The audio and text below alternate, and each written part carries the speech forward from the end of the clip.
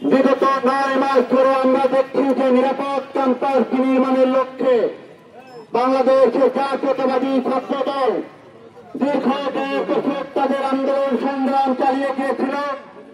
তাদের ভাইদের বুকের তাজা রক্তের বিনিময়ে যে ফ্যাসিস্ট স্বৈরাচার মুক্ত বাংলাদেশ বিনির্মাণের অঙ্গীকারবদ্ধ হয়ে এই খুনি ফ্যাসিস্ট হাসিনাকে পালিয়ে যেতে বাধ্য করেছিল। 10 মাস অতিবাহিত হলে আজকে বাংলাদেশের শিক্ষা প্রতিষ্ঠানগুলোতে এখনো ছাত্রলীগের সন্ত্রাসীরা হলে হলে শিক্ষাঙ্গনে অবস্থান করে শিক্ষা প্রতিষ্ঠানগুলোকে অস্থিতিশীল করার পায়তারা করে যাচ্ছে। উপস্থিতি আপনারা অবগত আছেন, পবিত্র ঈদুল আজহার ছুটি শেষ করে সাধারণ শিক্ষার্থীরা যখন ক্যাম্পাসমুখী, ঠিক তখনই আমরা দেখলাম গতকাল ভোরে শাহবাগ জাফাগঞ্জ রাস্তা সংলগ্ন মুজিব হলের কেটে একদল সন্ত্রাসীরা ককটেল বিস্ফোরণ ঘটিয়ে সাধারণ শিক্ষার্থীদের মধ্যে আতঙ্ক ছড়ানোর চেষ্টা করেছে। একই সাথে আমরা দেখলাম ঢাকা বিশ্ববিদ্যালয়ের অভ্যন্তরে আইন বিভাগের মধ্যে ককটেল মজুত রেখে শিক্ষার্থীদের মধ্যে এক ধরনের ভীতির সঞ্চার ঘটানোর চেষ্টা চলছে।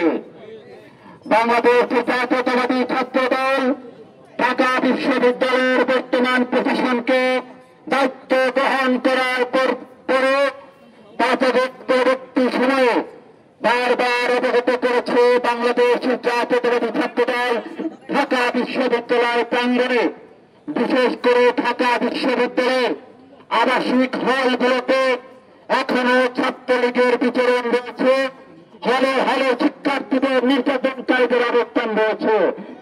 আমরা তাদের বিরুদ্ধে ব্যবস্থা গ্রহণের অনুরোধ জানিয়েছি।